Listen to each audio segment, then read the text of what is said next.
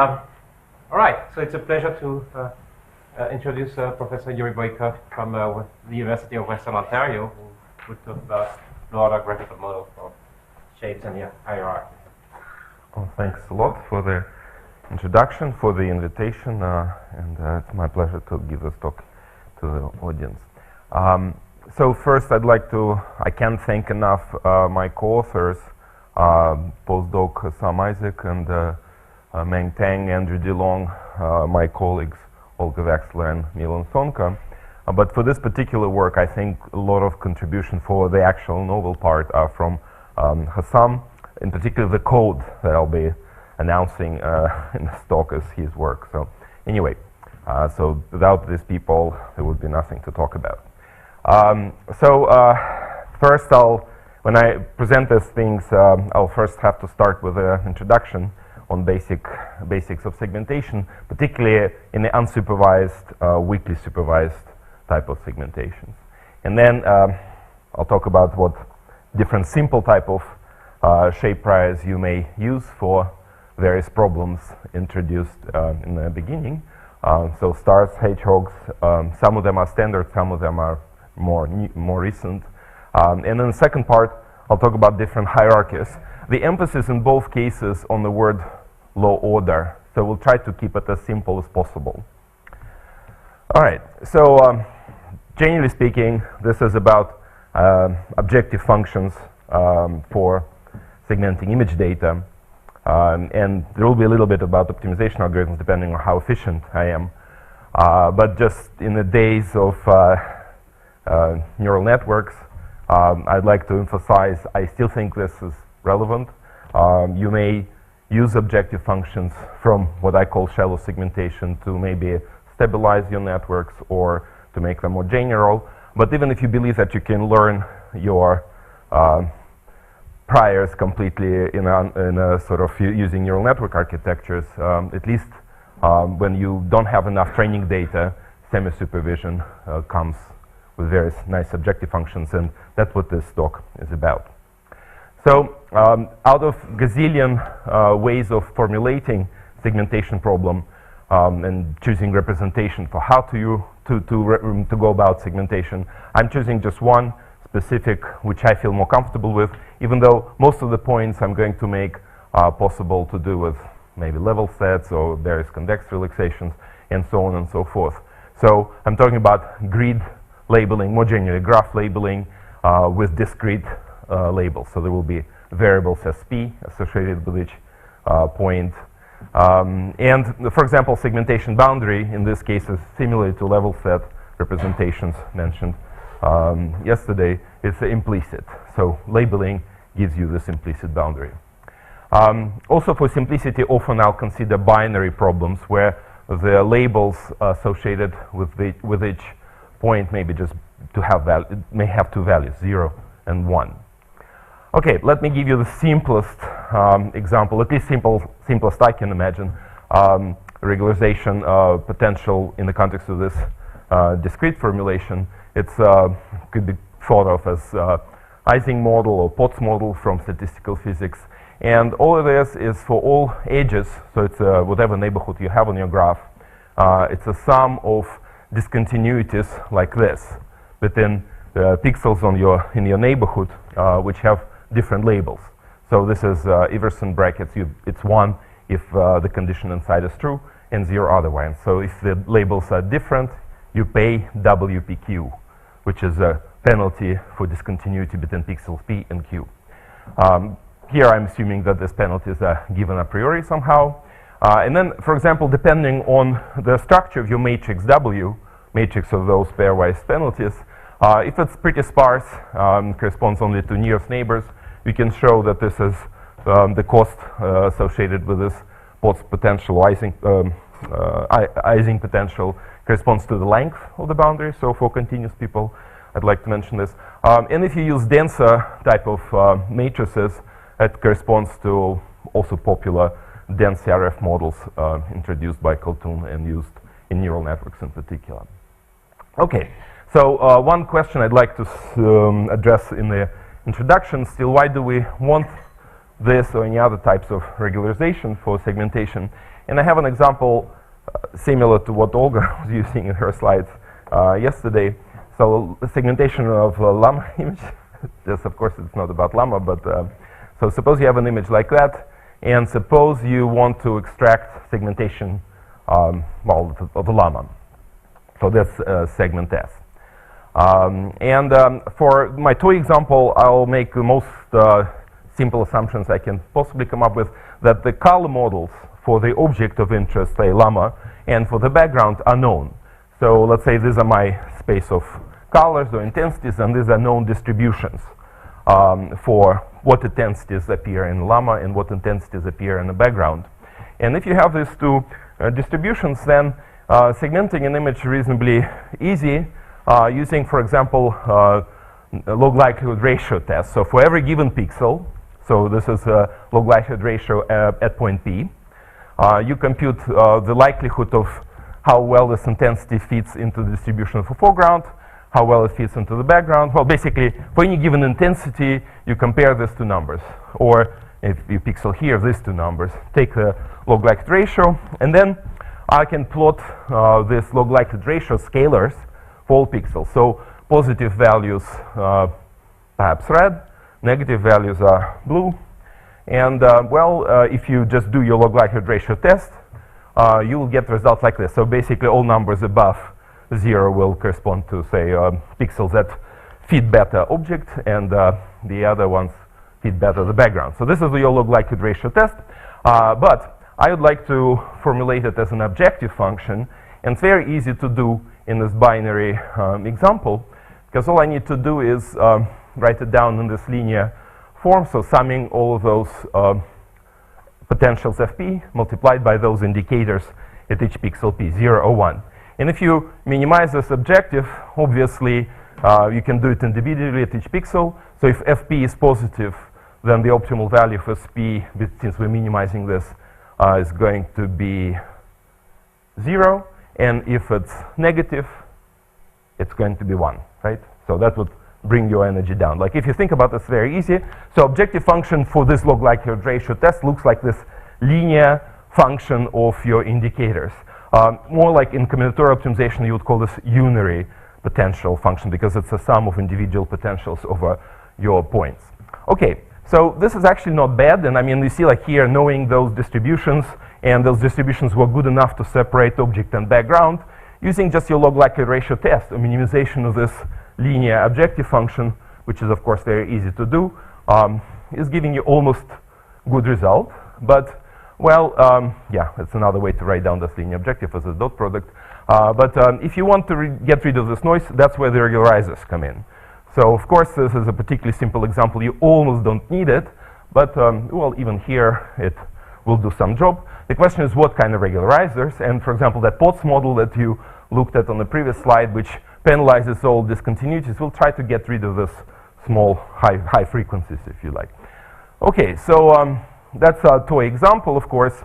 And you can think of the first term they looked at, which looks at the features of your pixels as a data fidelity term, if you like.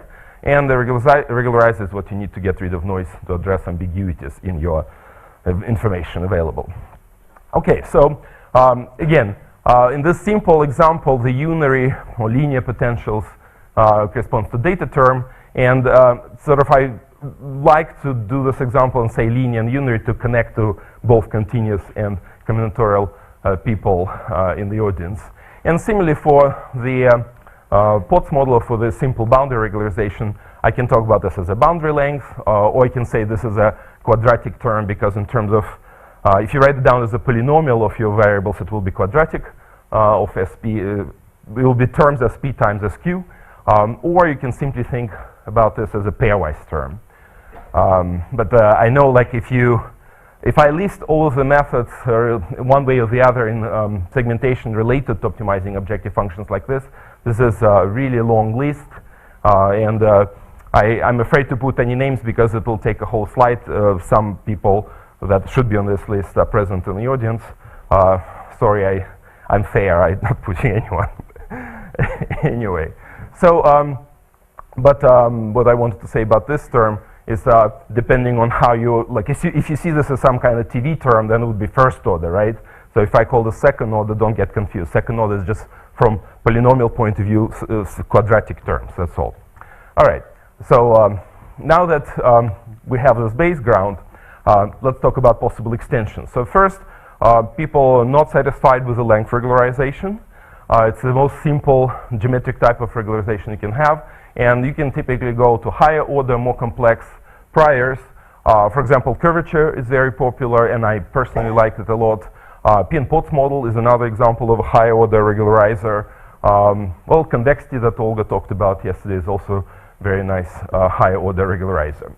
But overall, you can say those regularizers should reflect some kind of prior knowledge about the segments we're expecting, trying to get, with their geometry, shape, structure maybe, if it's multi-label, or hierarchy in particular, topology, simplicity. All of this kind of criteria could be used for regularization. And late in this talk, I will focus on shape and hierarchy, but for now I'm just mentioning them here. If you go extending the data term, then it quickly becomes nonlinear and harder term if you start dropping this assumption that you know your models. Remember I mentioned in the beginning, suppose we know the models. So if you know the models, it's easy, it's a linear term, log likelihood ratio test, you can think about that way. But as soon as the parameters of those models are not known, and they have to be estimated at the same time as you're doing segmentation, this problem immediately becomes, well, NP-hard, if I can say that word, really hard to solve.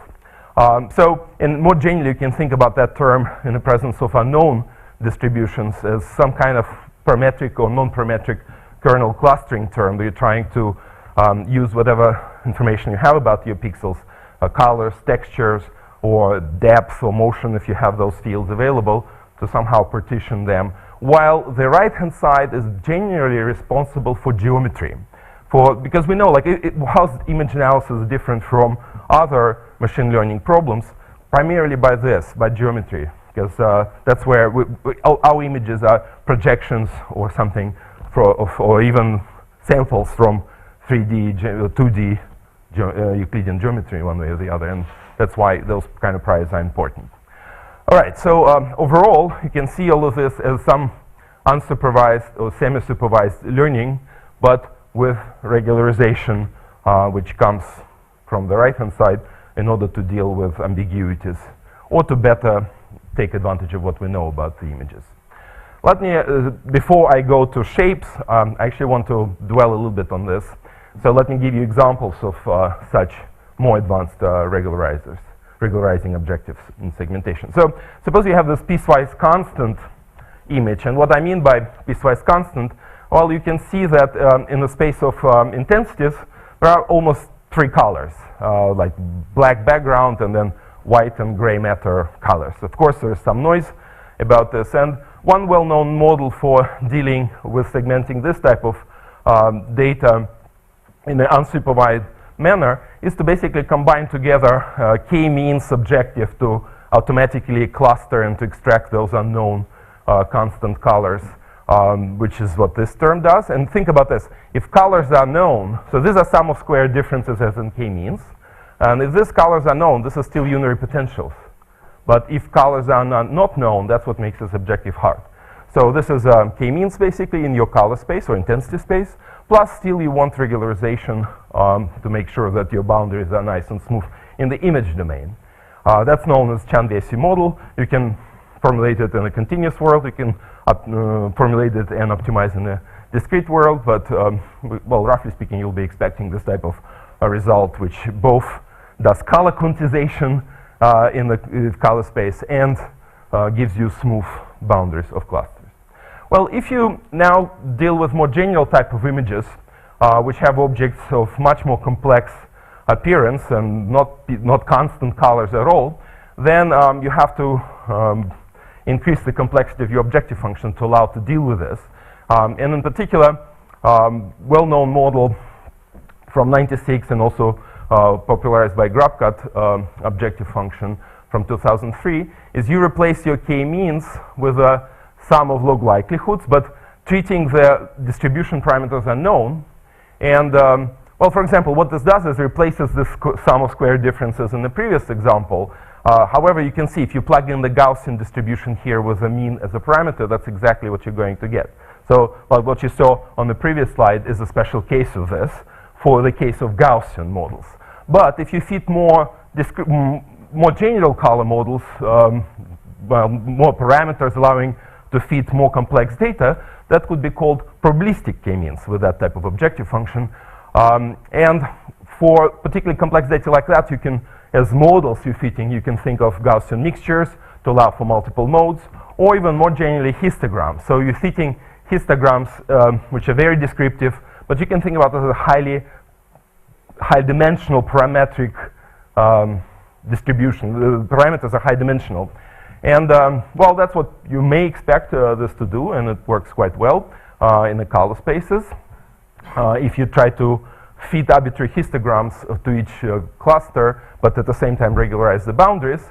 But as soon as you start thinking about that as a clustering term, like probabilistic k-means term emphasizes that, so basically you're simultaneously clustering your points in the color space with regularization of the boundaries. It's still not that far off from the previous example with k-means. It's just you have to deal with more complex clusters, and Gaussian models don't work anymore. But as soon as you made the step and started thinking about those as clustering problem in your feature space, then you might as well replace the fitting of high-dimensional parameters, like parameters of histogram or complex Gaussian mixtures, but just maybe more standard methods for clustering points in arbitrary dimensional feature spaces, which is, for example, kernel k-means, or maybe normalized cut or average association kernel methods, basically.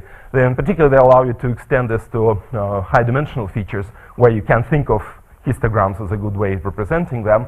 So once you do that, you can actually improve a little bit even in the color spaces. So what you see here is the performance of graph cut as you change the bandwidth of your histograms.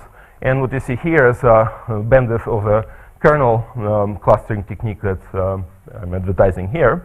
But the key thing here is also you can, in the context of bigger data sets, for example, use them for semantic segmentation of neural networks, you can use these methods in a weak supervision to generate full labels from sparse seeds, or basically assuming you don't have the full labelings. Suppose you have only user seeds, you can use this segmentation methods to generate a full mask and learn from them. So you can see that you can, in principle, with kernel methods, do better.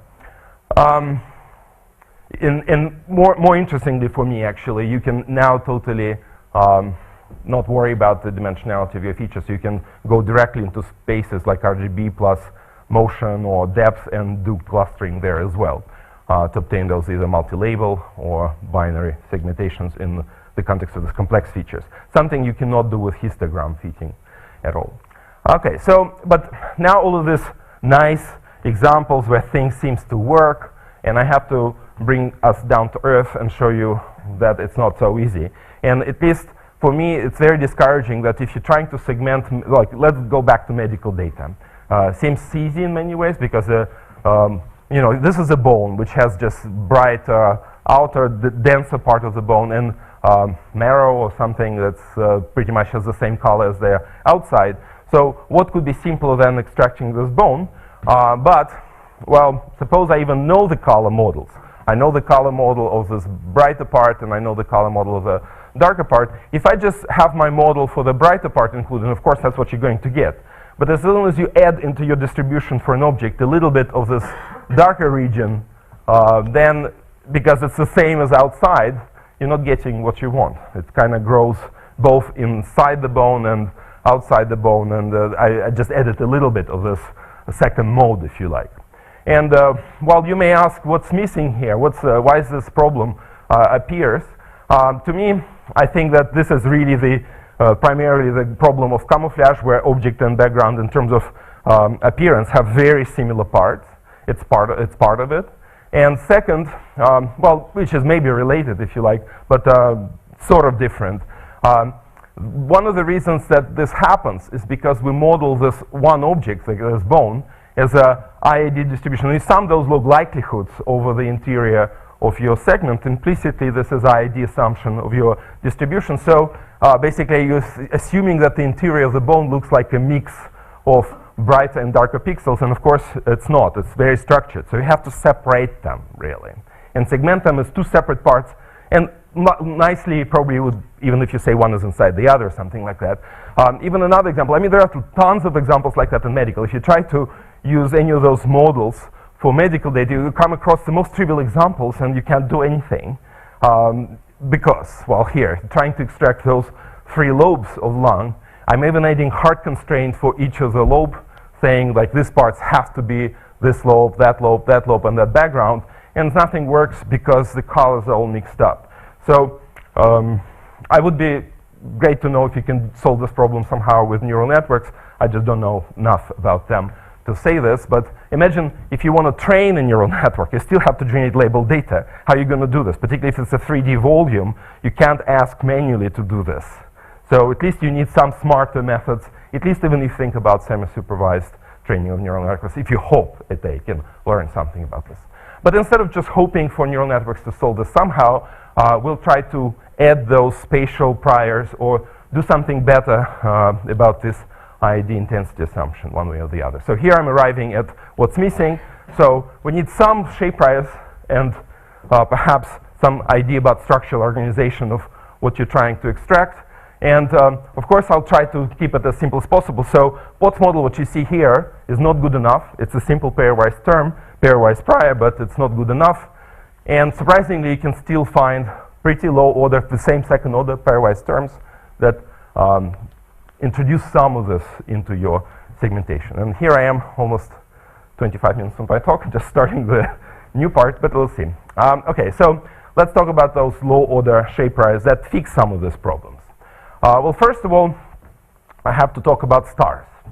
So stars is something that was, some shape prior that was introduced by Olga in 2010, and it's very simple, and it already may solve many of those problems as follows. So you need to pay, however, for that simplicity with a user requirement to click somewhere in the center, to define the center of the star. And suppose that click is available. So one click is not something that's hard to ask for a user. And then what do we have from that seed? From that seed, we can define star convex shape as following. Star convex shape is such that if you take any point inside that shape and take a ray from that point to the center, then the interval from that point to the center will be completely inside the ray. So it's sort of kind of almost like convexity. That's why sometimes it's referred to as star convexity. But as you see, like with convexity that Olga talked about yesterday, it's more difficult because you don't have the center, and it has to be true for all lines.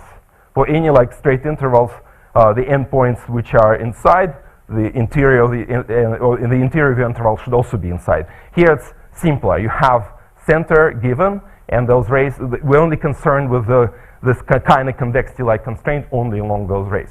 So that's what makes it immediately pairwise simple. In fact, you can find global minima with this type of constraint at your shape. If you want to say my shape has to be star convex, then, and for example, that would exclude shape like that. So that is not a star convex shape because that part of the straight interval is not inside the segment.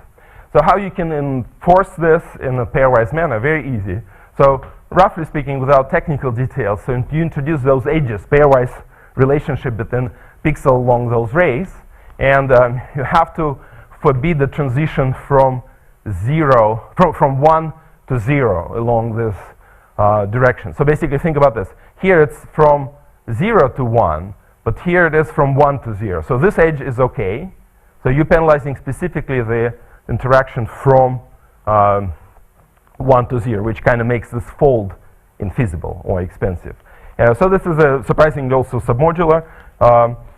So it's really easy to do. You just put those pairwise potentials for those edges, and you're done.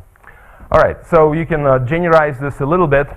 First, for example, by instead of going along the straight intervals from your points towards the defined center, but for example, along some geodesic paths, shortest paths, with the metric, I believe, it's cheaper to go along non-contrast data. Like basically, if the 2 points on the edge have similar color, that's cheaper. So that's why your geodesic kind of stick to inside the objects, and that allows you to extend somewhat to more complex shapes from the stars. But another extension that I'd like to discuss today, it's hedgehog. It's a cute name, but we tried to come up with a cute name, and that's the most relevant cute name we could come up with. So it seems like that more or less includes the other ones, and I kind of like it because it's also simple. So it's more descriptive, and also we show how to extend it to a multi-object segment. So basically you can impose separately the sprite for multiple parts if you want to, which you could have done with stars as well, but I might as well show you that extension here. So this is why we called it hedgehog. The reason why it's hedgehog is because that shape is defined by arbitrary vector field. I mean, it should be relatively smooth to make it really work, but you know, when you look at this, the best thing I can say, well, it looks like hedgehog, sort of, right? But that's the only reason. There's nothing, don't ask me why hedgehog, just because of that. And I have to have a short name for it. So hedgehog, because it's defined, like the assumption is that someone gives you this vector field. And we're talking about some kind of interactive prior, so where do I get this vector field? It typically would be gradient of some distance map, and the distance map could be either from some shape template. So imagine this is your shape template, someone positioned it in somewhere in the image where you want, so that's required for the user to do. Or you can say it could be from seeds, so it could be distance map from given seeds. You can think about those seeds actually as some kind of skeleton of your shape. You will see later why I say so. Even though, like, we don't prove mathematically, we have something we can prove about skeletons here, but I don't want to say it formally. So now, once you have this vector field, and it's easy to define using those tricks that I just mentioned. So if you have that vector field, this is my segment. How do I constrain the shape of that segment using these vectors? And it's very easy. So all you need to do is, if you have a point on your surface, on the boundary of your surface, and this is the normal of that segmentation, of that segment boundary, and you constrain basically the angle between this normal and the vector field at that point. That's the constraint. So the angle between the normal on any point of your surface boundary and this vector has to be less than or equal than certain predefined threshold. In principle, you can define not a hard constraint, it could be some quadratic term, some convex term should be here. But threshold is the easiest one. So once you've done that, let's see how we can implement this. Well, unlike star convexity or the geodesic stars you've seen, I'm not talking about any kind of race, because the constraint is totally local. So I don't need to do any trace tracking or anything like that. And suppose this is a point somewhere on my grid, and this is vector defined at this point. And this is the cone defined by my constraint. So this is where I want my normal to be. And what it tells me is that basically the segment, these points has to be, so this is the dual cone. If you know what's dual cone, if you don't, it's just there's 90 degrees here, 90 degrees there. So it's a dual cone. And all of those edges, to satisfy this constraint, all of those edges have to be penalized infinity cost. So my surface cannot go into it could not cross, if it passes through this point, it cannot cross this line. So the red one is forbidden. And to enforce that, well, with whatever discretization we have, we just have to introduce infinity cost edges in this direction. And you see, it's not that different from what you end up doing with your star convexity, but you have to construct those local dual cones and enforce those constraints, so it's more than one edge necessarily per point. All right, so once you've done that, this is still pairwise constraint, so it's still easy to do. And let's see how what kind of extreme cases we get and what kind of properties we get if we optimize this. Well, extreme case number one is when you say the angle could be, we cannot do more than 90 degrees, that would make sense. So the allowed angle from the normal deviation from the defined vector and the normal is 90 degrees. In this case, you really have to, your dual cone is very narrow, so you have more or less to put one edge. That makes it very similar to star convexity. But the other extreme is kind of interesting. So if you want to tighten your constraint and say the norm should be really tight around your normal, then you have more constraints. So your dual cone is wider. And let's just, for fun, show you what may happen if you enforce tighter and tighter constraints on the normals. So that was the fun part of this project. So my data is a bunny. Of course, it's very easy to segment and all, but I'm just demonstrating you the work of that hedgehog shape prior. And instead of hedgehog, I should have done hedgehog, but I couldn't convince Hassam to generate that data. So he did the shark. So he thought from bunny to shark is more impressive, okay? So we'll turn the bunny into a shark as follows. So like basically the shark will be that shape template from where I compute the distance map. And what you see here are the level sets of the distance map from that shark. And if I just impose a weak constraint where the angles phi could be pi over 2, so the cone is pretty large, so the deviation, then if you segment, let's say your data term is fidelity to dark and white pixel, white color, it's really easy. And there is maybe a little bit of a boundary realization, Potts model, but then there's that hard constraint. And if phi is pi over 2, so it's loose constraint, and you can still get your bunny. So bunny doesn't violate the angular constraint defined by my hedgehog prior, or my shark prior. But as I tighten and make angles smaller and smaller, basically you have a convergence towards one of the level sets, because like level sets of this distance map would be the ones that don't violate the normal constraint at all. So that's why you can sort of think about this constraint as enforcing skeleton, even though formally I don't want to prove anything here, but you can see why intuitively that makes sense. So this is kind of the property of this prior, so you can tighten it and really enforce more detailed information about the shape than perhaps what you can do with this is almost like star shape prior, except for it's not radial vector field, it's more driven by the template or by the seeds or by the skeleton if you like, but this is very fundamentally different from the star shape. You cannot do that. So that's the main thing I want to mention about the hedgehog prior. It's easy. That's the main thing about it. It's easy. And this is what you can do if you have multiple multi-labeling problems. So you may have, let's say, 3 labels, and for each label you can define your own vector field. So let's say for blue label, this is my vector field. For red label, I can define that vector field. And let's say for gray one, I don't define any constraint. That's fine. And then basically you would expect this type of segmentation from that, and you can encode those pairwise interactions into, say, multi-label optimization, be that alpha expansion in continuous domain, or perhaps you can do very similar thing with multi-phase optimization using level sets or any of the other multi-label optimization methods. Okay, so, all right, whatever.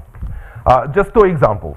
The 2 examples, well, you have this 3 stars, and if I have Potts model, just Potts model, then weak 1 gives you all that noise. If you increase, if you crank up with Potts model, it will start over smoothing the sharp corners. So even though it's a simple example, but you can see this. With simple pairwise constraint like hedgehog, in this case it could be star convexity as well, you don't really need Potts model. I mean, it's sort of maybe a little bit, but it's just powerful enough regularizer to give you results like this. Also for that challenging, which is it's surprising that I talk about this as challenging because it looks so trivial, but it is challenging nonetheless. So if you just use the Potts model, this is the mess that you've seen. As soon as you start using those seeds to define this vector fields from the gradients of the distance map, then the problem is just gone completely. Similar example. All right, so with slightly different application to to liver segmentation. By the way, this is where kind of our collaboration with people like Milan Sonka, who does a lot of medical image analysis. Like, I have exactly the same humbling experience as what Lourdes was talking about yesterday. Like, she was bringing her results to robotics people, and they're just never happy. And the same thing here. Like, you bring all of those nice models to practitioners, like to doctors, and they look at, and you can't do even simplest examples. So that's why we started working on something like that, because you want some practical, simple solutions that do at least somewhat reasonable job, at least to start you going anywhere. All right, so because this is nothing. Like, you cannot go anywhere with this. So once you bring those simple solutions, it's sort of, you can start thinking then what's next after this. With that, you just like, oh my God, you just like completely in despair. Anyway, so this is a simple improvement on all of these methods. I guess this is a summary, but I'll just skip ahead because I really have something exciting to tell you in the second part. So in the second part, we'll also talk about, yeah? How easy is it to, for the user to put in a seed in 3D for the medical imaging? Typically, one slice could be okay. I don't think there was much sort of complexity in putting those seeds in there. I'm not saying that it always works, but typically we put one seed in, so like somewhere in a center slice or something like that. I mean, you know the probably most difficult dimension, if you like. You choose it and you start from there. Yeah. I am a bit surprised by your liver parts example. That I think one of the two. Lung. Yes. This is lung. This is not liver. Oh, sorry. Oh. I messed it up myself, maybe. So my mistake. Yeah. Because the question is how critically is the dependency on how you draw the initial strokes. Could you? Can you say it one more time? What is? How critically or how critical is the positioning? Yes, or how sensitive is it to where the let's say in. Well, I mean, for perhaps here it might be driven a little bit to go in there. You see why, right? Especially in the topic. Here, I don't think it's critical. No. Let's say someone would draw for the middle segment like a U, so to cover it. Okay, one thing I should say, I'm not using theta 0 here. And you see, like, as soon as you're using sort of more weaker constraint, like, because I can control how tight I want this normals. So with tight, you have to be very careful. And I showed it not necessarily for reasons like I see this practically extremely useful, more like to show you what the shape right can do. I don't think here we're using more than 5 or 2. So it's almost star convexity, except for like it's the vector field is from the seeds, not from the dot. I don't know if I'm answering your question. Half? So I half answered it. So I don't think it's okay. If you want one short answer, I don't think it's critical. No, it's really. And I mean, the thing is, once you go into the length of or in trouble of putting something in there, putting one seed or a scribble like that, there's not that much of a difference. Particularly when you deal with medical. Imagine this is 3D medical data. People sometimes do manual delineation to generate ground truth on all slices, and imagine how much work that is. And this is relatively peanuts. So like one seed versus the stroke, and at least empirically, I don't think that it's highly sensitive. As long as you do it kind of roughly in the center of the volume. And I mean, there's an even better thing you can do. Remember, I told you it doesn't have to be scribbled. So if you have a rough template for what the liver or lobes should look like, you can just take that template, position it roughly in the right place, or use automatic method to register it in the best place. And then you can use the vector field from that particular shape to help you with the weaknesses of a POTS model to do it right, if you like, if that helps you. Because it doesn't have to be seeds. Seeds is just an easier way for us, of course. I think in fact that you would use some kind of shape prior from an atlas. Yeah, exactly. So I mean, when I mentioned that template in the beginning as one of the ways to go, I was serious about it. I didn't mean this. So you can think about seeds as defining roughly the skeleton, but it becomes more sensitive when you tighten the theta. Then it really becomes sort of the skeleton of the shape you expect, and that's why it becomes more critical. Once your constraint is looser, it does have to be precisely the skeleton. Is it better now? Okay, good. So the second part, so for this one, I don't even have to give you code, because this is standard code for POTS model, for example, would do that for you. But for the second part, you do need special code, because it's a little bit, I say low order, I do want to mean this, I don't want this to mean simple. In practice, it's not as simple, but it is pairwise. It is pairwise, but it's just non-submodular necessarily, things like that. So basically, I'm promoting our hints model, which hints to mean hierarchically structured interacting segments. I worked on this actually for a while, and the first paper I published with Andrew DeLong in IC 2009, but we didn't have a good optimizer at that time. So now we have code for an optimizer that can deal with arbitrary trees. But let me first tell you what it is and why you need trees. What is trees all about? So this is the ground truth for your lung data. Did I say lung data? Okay, brain dead. I'm brain dead because anyway. And if you again use your POTS model, then it's going to be messed up. Like, I mean, the bright and bright here, it's the same label for it because it cannot distinguish. There's no any structural constraints of what's where, and that's where you need to some kind of hierarchy to define what's included in what and where is it positioned with respect to other parts, to kind of make sure that the bone is not labeled the same as the white matter, just because appearance is the same. So hierarchy of segments, I'll explain a bit more on the next slides, but also we introduce interactions between segments, so there are some kind of forces between them that help to align them if you want to. So what's given for this model, what we assume as an input, is some kind of anatomically defined, or in any other way if you like, but like primarily I'm thinking about anatomy here. I don't want to pretend that this is general for solving segmentation problems in computer vision. It's more driven by medical, and this is atlas basically. So you can think of a full atlas being here, the tree of where the organs are, what's inside, which parts are inside, and kind of dividing this into details. You'll see examples of this tree. So basically this tree defines the following. So it tells you that label B, C, and D should be inside label A. But that's why they are parents, children of node A.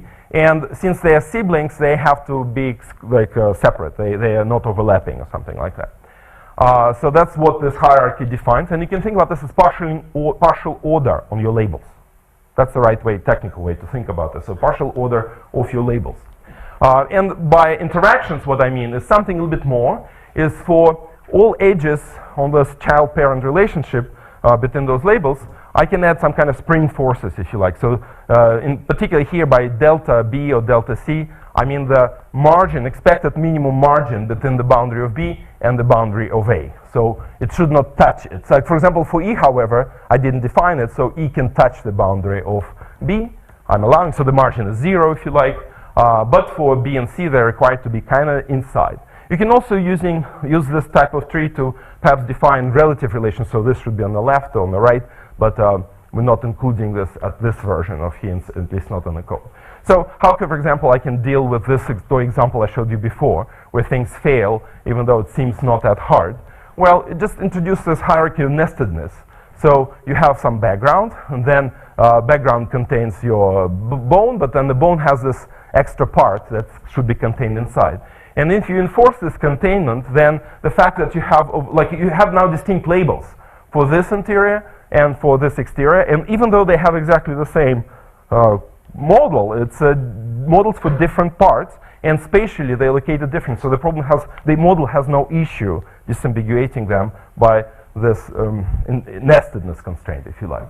But if you take slightly, and another thing, that besides this spatial containment thing, indirectly you're breaking this IID assumption, because the object that previously was a mix of white and gray colors now has two separate parts, and this part is white color, and you can think about this as an ID assumption side here is okay now, and the ID assumption on this is okay. But if you imagine where we were just a step earlier when they all mixed, if you mix these two colors and then generate from there, it would look like a mix of gray and white pixels without any structure to it. That's what we're kind of breaking here indirectly by structuring this better. We separate those modes, which are put together into one object, separately, and then immediately makes your model more powerful.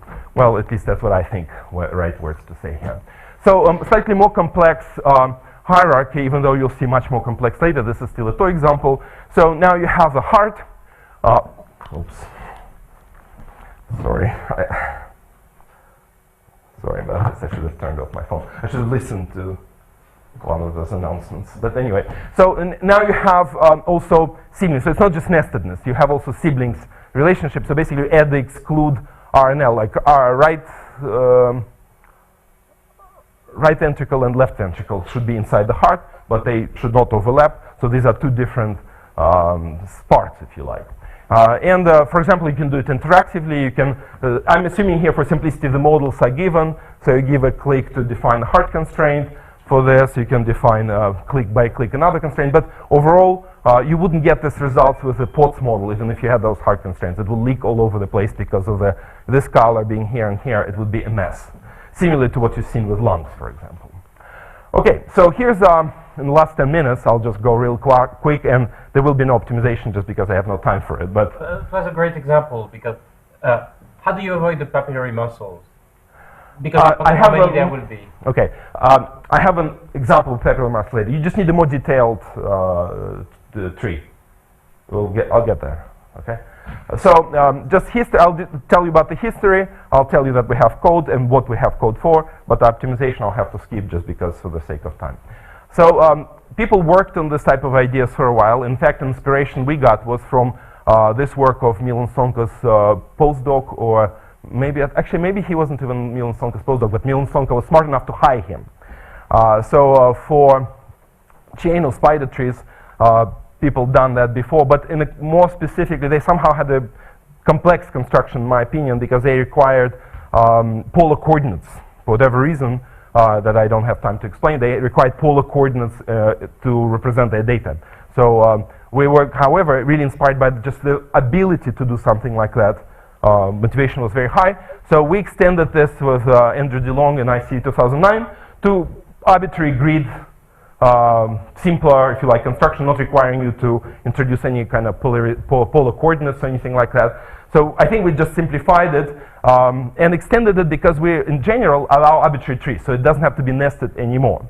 So, however, the problem with what we had in 2009, even though we proposed 2 different algorithms for optimizing this for, in general, arbitrary trees, so one of them was based on QPBO, and often if you have, unfortunately, because of the trees, you may have actually non-submodularities here that QPBO cannot deal with, and you'll see examples of this. So we could not guarantee that arbitrary tree that a doctor may want to have will actually work with this code. There was a more general, version with alpha expansion for this, but it just, as you will probably see very quickly on one slide, it gets stuck horribly in some local minimum. So the model we really liked, it was there. I was always frustrated that we cannot really use it because of the limitations of our optimizer. But nowadays, and that's the UPR 2017 paper, we have code which basically found much better moves. I don't want to speculate how easy it is to do with any continuous methods, but probably people can work on this, and I know some, I think Su Cheng probably works on this, I know some other people also. So in principle, this kind of models that get attention nowadays. So we addressed it with a combinatorial framework, which is my comfort zone. So there is code, you can go there and basically run this model on more or less any tree. I'll skip that. Yeah, I just have no time. I just want to show you the results. I guess I gave you a rough idea what it's about. The technical things, unfortunately, I have to skip. Let's say, yeah, this is glimpse on the QPBO construction. One thing maybe I'd like to say is in this, in the graph construction that we had earlier, we formulated the problem not on one grid, even though we're solving a one grid problem, but for each possible segment, we introduce a separate grid, so it's kind of very expensive construction. You have to build a graph, 3D graph for medical data for each label, because you treat each label as a subset, and then constraint like that would be D has to be inside B, and this is how, the only reason I want to show this is because it gives you a glimpse why it's pairwise. Because to enforce set D to be inside set D, B, you just need one infinity cost H from here to here to say if D is 1 here, it has to be 1 here as well. And if you want the margin, you just need to make it wider, cone, that's all. But it is pairwise constraint, sort of related to whatever you've seen with hedgehog, just in a different way, if you like. So it is pairwise.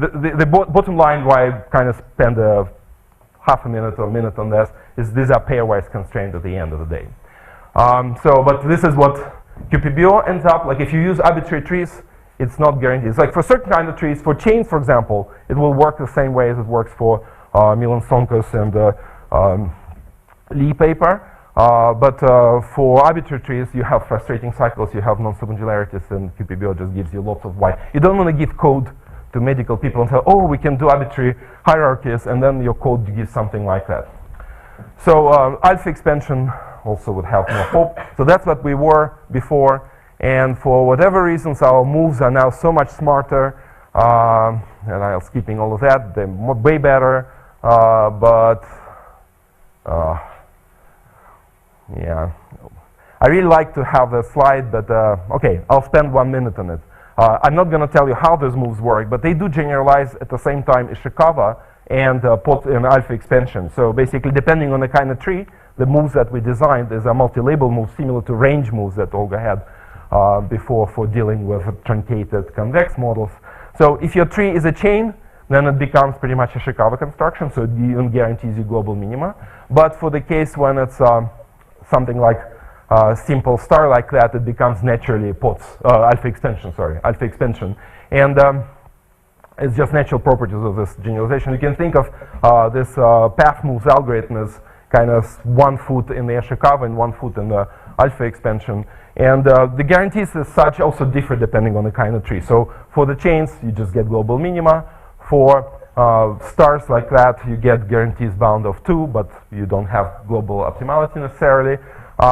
Also, for some proved that for arbitrary trees, if you don't have a margin, if the margin is 0, actually this becomes more like tree metric for people who know who tree metrics, and this algorithm also beats the methods for optimizing tree metrics.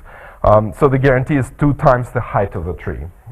For most general case, when the margin could be arbitrary, we don't have any guarantee yet. But practically it works surprisingly well. I'll skip that slide, just show you examples. And you can relax, there will be no more technical points. So basically, pretty consistently, you see that QPBO, particularly alpha expansion, really impossible. It gets stuck very easily. If I had that extra couple of minutes, I showed you why. It's really easy to understand why it generates that. But QPBO sometimes may work. And in this case, you know it's global minima. But unfortunately, in practice, we found it often doesn't. So this is the papillary muscle example. So you need like now I can show you arbitrary trees, which I couldn't do. Like basically 2 years ago, with all of the knowledge of this model, but weak optimizers, I cannot generate results for arbitrary trees. And now like I can generate arbitrary complex anatomy if it's known that it's valid. And for example, you can include those papillary muscles. So do you also optimize on the number of papillary muscles? No. Here. Okay. If you really start pushing it, you can start adding additional constraints. Like, but optimization. You know, model-wise, I can formulate this as a label cost, and you would have to have a separate label for different papillary muscle. I think you can do it. I'm not sure though. If I can. Oh, because you know there's no any relationship between these guys. Like I mean, the reason why it works because of the kind of how they help each other. Well, these guys I don't know how much they can help each other. So I'm not. So you kind of with papillary muscle separating you back to Potts model, and I don't know how easy it is to distinguish. Probably not. That's right. Yeah. Then I think about this. I don't think. But at least we can separate them from the rest. Okay. So and sure, you can by the way add any of the shape like any of those star convexity or hedgehog price into any of these, it's easy to add. It's another pairwise constraint, not a problem. And we occasionally use it for some of the parts. It's really easy. So these 2 parts I'm presenting are connected. All right, so general point I want to make in my last minute is that we definitely observe the following. The richer is the tree that you're defining, the better are the results. So basically, it better deals with IID problems, and the structure helps also. So basically, it falls into place. Like basically, this partial order that you define with the tree, the labels help each other. Instead of kind of getting confused, they help each other. So the richer is the tree, the better the results. That's one of the things. And I can point out to specific places. It's in any specific example, it's your guess. I don't want to detail to the last point, but the high-level picture is that you are bringing the structure that helps the parts to find their right location with respect to others, and you break this IID thing, which I think is a significant problem. As far as other examples, so you may get situations where all methods work, but more often not. So more practically, like more common, you get some failures here. And this is one kind of local minima here. I'm not saying this is perfect. There's no guarantee that's perfect. Like, for example, here, I'd probably prefer this. But you go here with additional hard constraints and fix it. Like, it's easy to fix something like that than start fixing something like this or worse. So it's kind of the interactivity or ability to add semi-supervision there is always remains possible. I'll skip that. I'll just do my final slide. So it's surprising how easy it is to break those complex models by, if you just use Potts model, often things go out of hand with the most basic examples in medical data. The reason is the organs there often look the same. So you cannot rely on your data to disambiguate things. They don't have unique colors. And that's, you can call this a camouflage problem, but I think that what we presented here, I mean, I'm not saying that's the only possibility, but it's one of the simplest possibilities I can imagine to solving this. And simplest is the key here. Low order is what we try to make it practical. So I'm done. Thank you.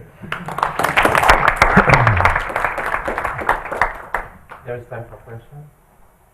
So Yuri, so when the tree is getting longer, so you have the A, B, C, D, and the E graph, all the graphs are coupled together, or you solve them separately? No, they're together, of course. They connect, like... The graph is very huge, right, compared... Yes. I mean, this is... Okay, maybe I should show you the slide that I just skipped. Just the previous one. Yeah. So, alpha expansion would solve it on one grid. So this is really easy resource-wise. So, like, it tells you the number of nodes. For the QPBR, you may remember I mentioned in the beginning, you really have to have a separate layer for each label. This is really expensive. While I didn't have a chance to really tell you what the algorithm is, unfortunately, but it's kind of a mix, like you do need, it's not one layer, but it's not, it's slightly smarter than that. So basically, it has log the number of layers, roughly, instead of the full number of layers. So if your number of labels is n, this one requires n times the size of your grid. This one roughly requires, at worst case, log on average. Sorry. Yeah, actually, in the worst case, it's still n, but like the worst case n was a chain. But like if you have balanced tree, this is much more efficient. N is the number of labels, so which means you have A, B, C, D, E, so that's that number. Right? Yeah, the number of layers, like the number of labels is whatever you see there. And this would be one layer. This would be exactly a number of layers as the number of labels. This is roughly log of that number. But I mean, of course, still times the size of your grid. So the cost is compared with the original graph will be increased by number of log n. All I can say is this, like it's closer, but still expensive. That's why we're buying machines to get this going with large RAM, but RAM is cheap. So we're good. Few remarks, historical remarks. First is that I have a paper with Ron Kimmel, I think 2001, about regularizing unit vector field, which is called how to comb a porcupine. So this is because of interesting, porcupine. Okay, so you had similar thoughts? Similar idea. Okay. And the second is about this theta constraint that you have. Yeah. I think Ron Kimmel was very good in the variational continuous setup. When you have geodesic active contours, it forces the curve to pass through high gradient. That Potts model is also doing but that, yeah. It doesn't force it to be aligned with the direction of the gradient. So they add this constraint that the normal of the curve should be aligned with the gradient at the point. I know precisely what you're talking about. It's similar in flavor. I mean, we didn't come from ground zero because we also use similar kind of things in graph cuts, and I know that stuff, of course, for Ron Kimmel. The idea is like, I mean, the point here was we wanted to do something simple, and I mean, if you try to make it simple and means pairwise, you're more or less bound to do things like that. And the difference is how here these normals are driven by the shape rather than by the your gradients in the data. That's the difference. But technically, I'm not claiming this is complex as a model at all. And I think Ron has some similar flavor, at least with two nested things. I think I've seen his papers on that subject as well. Maybe I should have mentioned them in the beginning where I show those other ideas. Yeah. The last remark is about you know, the probabilistic extension of Chan-Vezi. Probabilistic mean? So you have, I mean, basically if you go some people do that. You go from the color space to XY color space. Yeah. And you do like a mixing of Gaussian model. Yes. Then you are not, you don't, I mean, I don't think it solves completely the problem, but you don't have this problem that this color and this pixel is the same as this pixel. What this is also a very common idea in general. Like, I mean, dense CRS, for example, use this, or normalized cut is also like based on this type of idea of mixing, putting XY into your feature space and going by without regularization, shall I say, directly. So in principle, that kind of mixture is not uncommon, and yes, I'm aware of this, but the point is once you start doing, for example, with simple models, k-means, yes, you can do that. But if you start taking histograms as a way to deal with complex color distributions, trying to fit them, that's where the trouble is.